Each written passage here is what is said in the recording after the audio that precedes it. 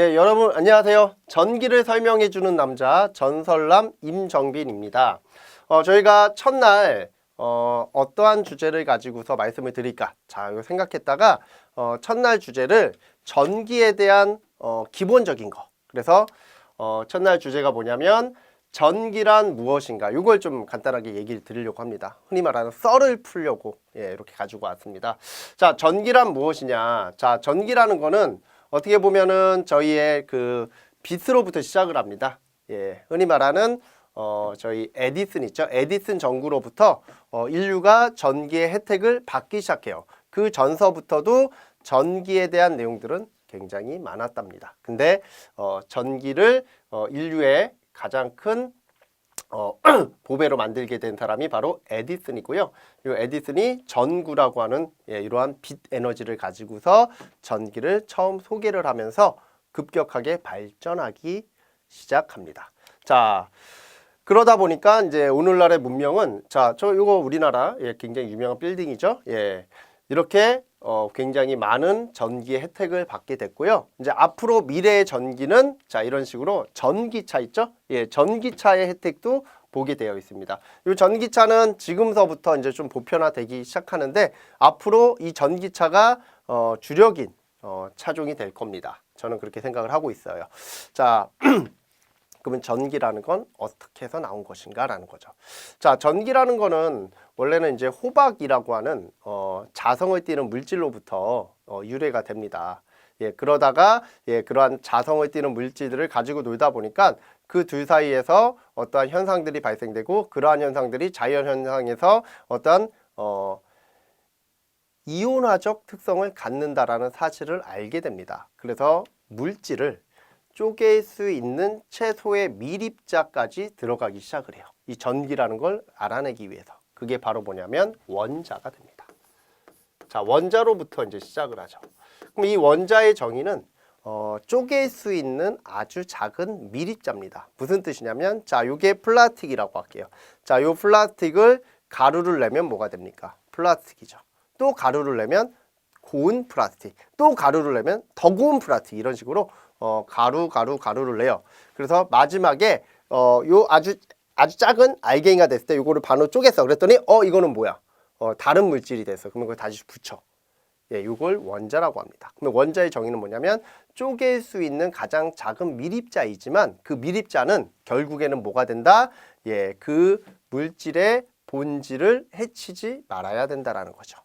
그래서 그 본질을 해치지 않는 아주 작은 밀입자를 우리는 원자라고 합니다. 그럼 이 원자는 어떻게 되어 있냐면 가운데 뭐가 있어요? 가운데 핵이라는 게 있습니다. 핵. 그래서 요 핵은 플러스 극성을 띠고 요거는 양성자와 그리고 중성자로 이루어져 있습니다. 중성자. 됐죠? 그리고 요 주변에 원자 핵 주변에 뭐가 있냐면 이렇게 돕니다. 이렇게 도는데 요 원자 핵 주변에 뭐가 있냐면 바로 마이너스 성분이 있고요. 요거를 우리는 전자라고 합니다. 자, 그래서 항상 요 핵과 전자는 구속력을 갖고 있어. 서로 이렇게 결합을 합니다. 자, 이 결합력이 굉장히 좋아. 이런 걸 우리는 뭐라고 하냐면 부도체라고 합니다. 이 결합력이 굉장히 약해. 이거를 우리는 도체라고 합니다. 도체라는 건 전기 에너지가 흐르기 쉬운 물체를 말하는 거고요. 부도체라는 건 흐르기 어려운 물체를 말하는 거죠. 그러면 결국엔 뭐다? 핵과 전자가 결합되어 있는, 중성으로 결합되어 있는, 1대1로 결합되어 있는 이러한 걸 우리는 원자라고 합니다. 원자의 구조죠. 근데 이 원자의 원자의 핵과 전자의 결합력이 약해. 그래서 이 약한 결합력 때문에 이 전자가 쉽게 떨어져 나가요. 이렇게 떨어져 나가면 이거를 우리는 자유전자라고 합니다. 자, 사람으로 치면 이렇게 된 거예요. 자, 남자와 여자가 만나서 결혼을 합니다. 그죠? 그러면 하나의 가정을 이뤄요. 이게 하나의 가정을 이룬 거예요. 맞죠? 이 상태가 됐을 때가 가장 안정한 상태라고 할게요. 자, 그 상태에서 자유롭게 밖에 있는 전자들이 존재해. 그쵸? 이거를 우리는 자유전자라고 해요. 그러면 자유전자는 당연히 또 다른 플러스와 뭐 할 수 있어? 결합할 수도 있고요. 또는 이렇게 결합되더라도 나올 수도 있어. 이거는 전자적 물리적 특성들에 따라서 많이 달라질 수 있겠죠. 자, 이러한 특성들을 우리는 뭐라고 하냐면 전기적 흐름이다 라고 표현을 합니다. 그래서 결국에는 이 자유전자가 하나가 들어와서 하나가 나가면 이거를 우리는 뭐라고 한다? 전기 에너지가 흐른다 라고 표현을 해요. 그러면 결국에 전기 에너지는 뭐다? 전자의 흐름. 전자의 흐름을 가지고서 전기 에너지라고 합니다. 흐름. 이해가 되십니까? 그래서 결국에 우리가 말하는 전기 에너지는 전자야. 그러면 전자의 흐름을 가지고 전기 에너지로 보는데 전자가 많냐 작냐 이걸 가지고서 전기 에너지가 흐른다 흐르지 못한다 이런 개념들을 정의하는데 중요한 건 바로 이 전자의 흐름이 우리 화학에서는 자, 요거를 우리는 뭐라고 하냐면 화학에서는 산화 또는 환원 작용이라고도 해요. 즉 화학작용과 이런 산화환원과 같은 화학작용과 전기 에너지가 흐르는 작용은 거의 같다라고 보시면 되는 거예요. 그래서 우리가 일반적으로 녹이 쓰는 거 있잖아요. 녹이 쓴다라고 표현하죠. 그러면 철을 가지고서 얘기를 들어볼게요. 철은 본연의 상태가 어느 상태일 때가 가장 이상적이냐 이게 되게 중요합니다. 바로 산화철에 대한 형태가 되고자 합니다. 즉 공기 중에 산소와 결합해서 녹이 쓰는 거죠. 그러면 걔는 그 상태가 현 자연계의 상태에서 본인이 취할 수 있는 가장 안정적인 상태가 되는 거예요. 산화철이 되는 게. 그러면 결국에 그러한 산화철이 되는 과정, 그러면 그거는 결국에 뭐가 돼? 플러스와 마이너스가 결합하고 또는 마이너스가 이동되는 관계가 형성이 되죠. 이러한 관계 또한 뭐다? 전기 에너지로 볼 수 있는 겁니다. 이해가 되시죠? 또는 뭐가 되냐면 이러한 전기차를 구동할 수 있는 원동력도 전기 에너지가 될 수 있죠. 그러면 결국에 전기라는 거는 뭐다? 이러한 원자로부터 일어날 수 있는 전자의 흐름이지만 그 전자의 흐름은 결국에 뭐와 같다? 화학 반응식과 같다라는 거예요. 그러면 즉 화학 반응식이 결국엔 뭐가 된다? 전기 에너지의 흐름과 같다라고 보시면 되고요.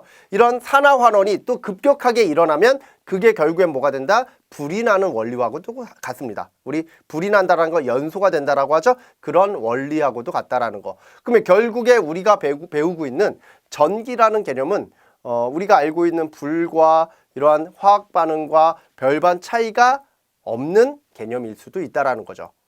그러니까 그런 에너지는 상호 간에 뭐가 된다? 변화가 가능한 거죠. 이러한 변화가 다른 에너지보다 월등히 손쉬운 에너지가 바로 전기 에너지다. 이렇게 내용을 같이 정리하시면 돼요. 그래서 우리가 첫날이니까 전기 에너지에 대한 간단한 얘기를 했는데 결국에 전기 에너지는 뭐다? 전자의 흐름으로부터 나오지만 그 전자의 흐름은 화학작용과 같은 개념으로 해석되는 것. 이렇게 보시면 돼요. 그래서 우리가 일반적인 건전지의 원리도 마찬가지와 같이 그렇게 해석될 수 있다라는 겁니다. 자, 이런 전기적인 원리는 전기에 대한 그러한 본질적인 내용들은 강의하시는 분들마다 여러 가지 각도로 해석할 수는 있습니다. 왜 전기라는 것이 하나에 국한된 게 아니라 자연계에 전체적으로 퍼져 있습니다. 그러한 퍼져 있는, 즉 널리 분포되어 있는 그러한 것들을 하나로 정의한다라는 것 자체가 조금 의미가 없죠. 그러다 보니까 서로 간에 보고자 하는 관점들이 다르기 때문에 다양한 의견들이 나올 수는 있겠지만 결국에 전기라는 거는 뭐다? 이렇게 플러스 마이너스에 의한 전자간 또는 화학작용에 의한 이온 간의 산화환원과 같은 결합작용 또는 내주는 작용에 의해서 발생되는 에너지적 특성이다. 이렇게 좀 정리를 하시면 되겠죠. 뭐 또 다른 정의를 말할 수도 있겠지만은 그냥 그나마 간단하게 제가 말씀드린 건 요 정도고요. 나는 다른 생각을 갖고 있다.